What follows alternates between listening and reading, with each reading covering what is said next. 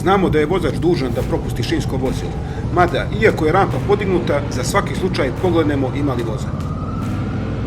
Ulazimo u Virpazar preko mostića i na samom ulazu prolazimo između dvije zgrade, kao kroz neku kapiju. Jedna od njih je hotel Pelikan, mjesto se jednostavno otvara okruženim raznim zgradama. Ovo je prelijepo ribarsko mjesto, ima se pojesti i popiti, tu je odmah i konoba badanja. Mada ljeti je mnogo življe. Nestajemo danas ovdje, izlazimo preko Virskog mosta i odmah se zapaža spomenik herojima ustanka. Ovdje je pukla prva ustanička puška 13. jula 1941. godine. Krajnja destinacija je Ulcinj. Nastavljamo starim putem koji vodi preko Ostrosa i Vladimira uz Skadarsko jezero.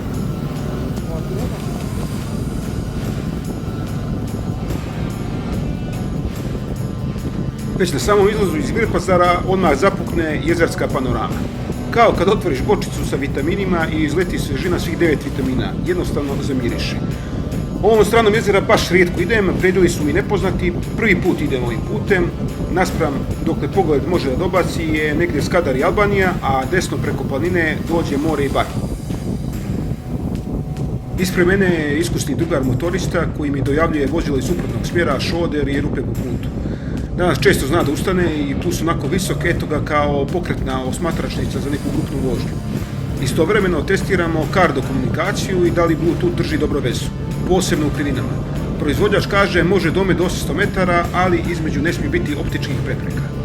Ja slušam neki XU rock koji se prekida na svaki njegov prenos. Soko zove orla prijem, a razmišlja se samo da ne bude orao pao, orao pao. Ne možeš se oporaviti od sve boljeg i boljeg pogleda na jezersku obalu. Čini mi se, svugdje bih pomalo zastao. Ali tako bi vožnja trajala čitav dan. To ću drugi put kad budem solo jahač. Mada, poslije nekog vremena se navikneš na dobro, pa tražiš nešto više. Česte krivine sve manje dopuštaju da pogled sklizne na stranu.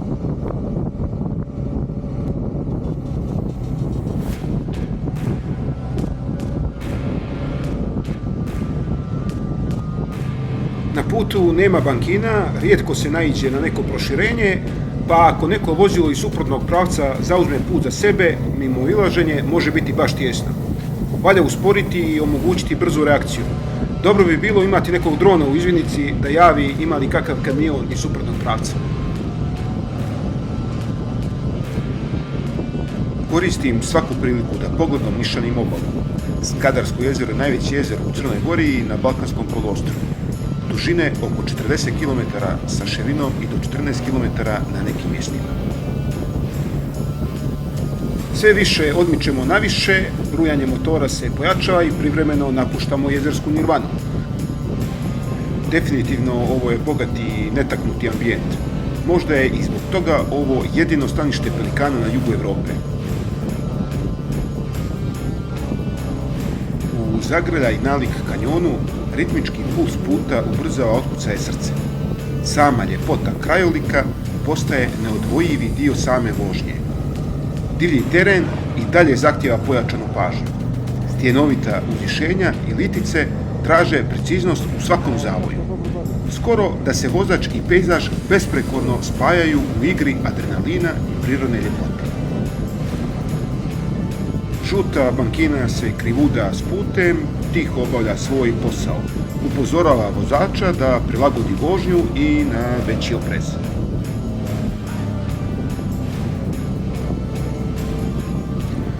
Put je uži i osjetno truckaviji.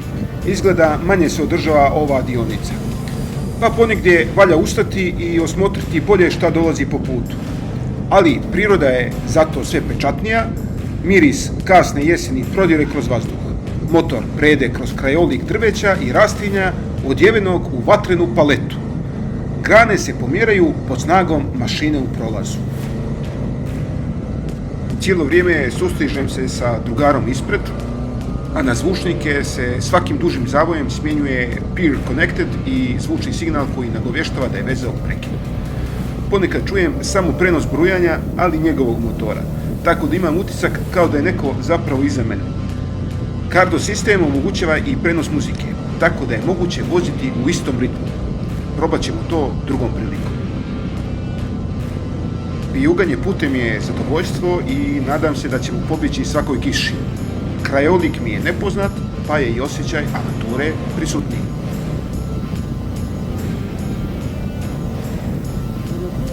Jel me čuješ? Test 1, 2, 3, test 1, 2, 3.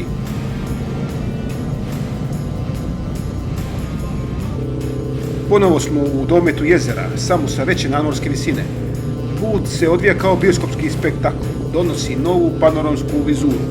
Visoke litice podsjećaju kao da vozimo obalama Škotske, samo još fale talasi da udaraju u obalu i krik galebova. Čini se kao da vrijeme usporava i omogućava nam da cijenimo jednostavnost i ljepotu puta uz ove prostrane i mirne vode. Zaista uranjajuće iskustvo gdje se put i voda stapaju u besprekoran pejzaž. Jednostavno nije moguće jednim prolaskom ponijeti sve što se vidi. Morat ću se vraćati kroz ostala godišnja doba i upotpuniti sjećanje. Možda upravo melankolična privlačnost sivih oblaka iznad poziva na razmišljanje. Nježno ubjeđuju da ponovo posjetimo ovaj prediju. Šta reći, atmosfera je zavodljiva, mada njihovo prisustvo naznačava mogućnost kiše. Nije baš sve divljina i nigdje nikoga. Naiđe se i na poneki trag civilizacije.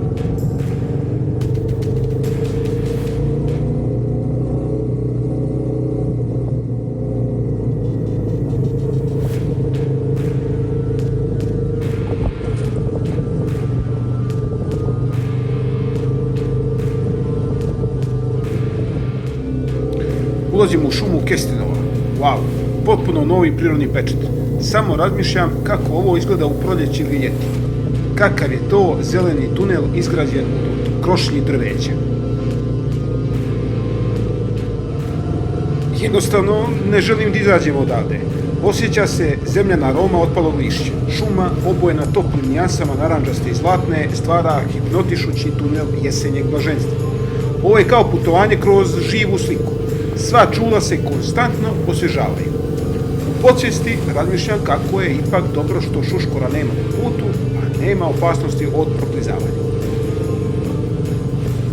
Prije ili kasnije svemu lijepom dođe kraj, te tako napuštam Kestenovu šumu sa već urezanim sjećanjem.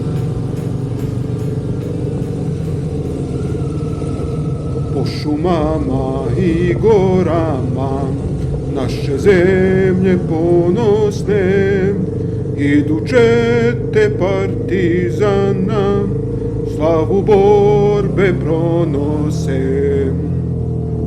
Umori mi se ruka od pjevanja.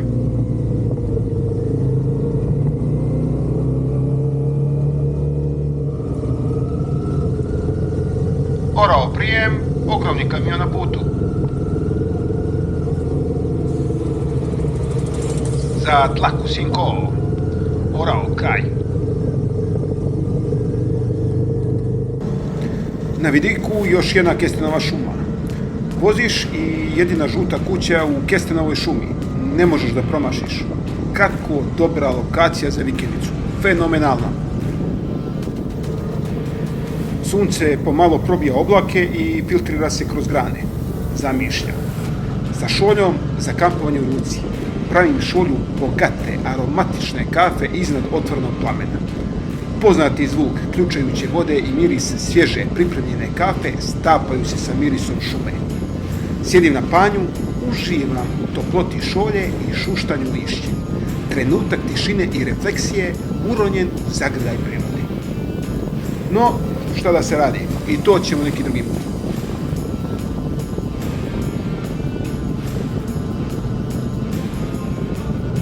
Ponovo se sjetih onog ustaničkog 13-julskog spomenika iz Virpazara. Sigurno su ustaničke partizanske puške odjekivale ovom šumom. Una mattina mi sono svegliato, oh bella ciao, bella ciao, bella ciao, ciao, ciao. Una mattina mi sono svegliato e ho trovato l'invasor. Oh partigiano, portami via, oh bella ciao, bella ciao, bella ciao, ciao, ciao. Oh partigiano, portami via, che mi sento di morir. Ulazimo u Ostros.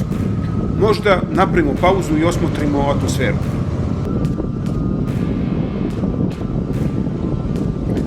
Ipak prazno je.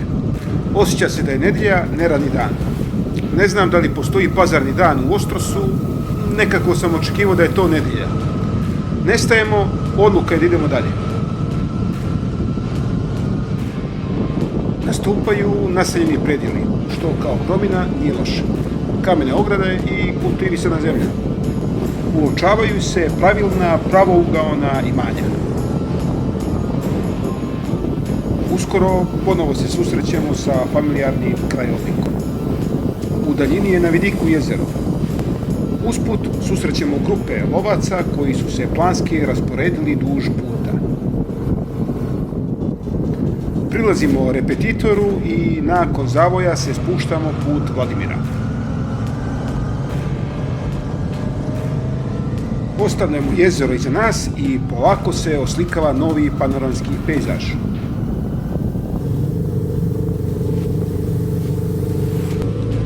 Mislim da smo sada već napuštili teritoriju opštine Bar i prelazimo u opštinu Ulcinj. Za promjenu nema više planinskih masiva i već nastupa novi krajolik. Spuštamo se prema nultoj nadmorskoj visini. Pomalo smo i umorni od vožnje, plan nam je da parkiramo na malu plažu u Ulcinju i odmorimo. Komunikacija radi izvanredno. U vožnji mi je zazvonio telefon, sa čime se utišao muzika u zvučnicima. Sasvim slučajno sam se nakašljao, što je od kartnog sistema bilo prepoznato kao da želim da se javi. Glasovno prihvatanje poziva, vrhunski. Bio je to poštar koji želi da uruči paket. Put u jednom trenutku postaje glatki asfalt, što se odmah osjeti. Uskoro stižemo na destinaciju. I na samom kraju ostao sam bez baterije, zbog čega nije zabilježen i sami ulazak u Ulcinj. Ali zato to nama nije pokvarilo ostatak dana.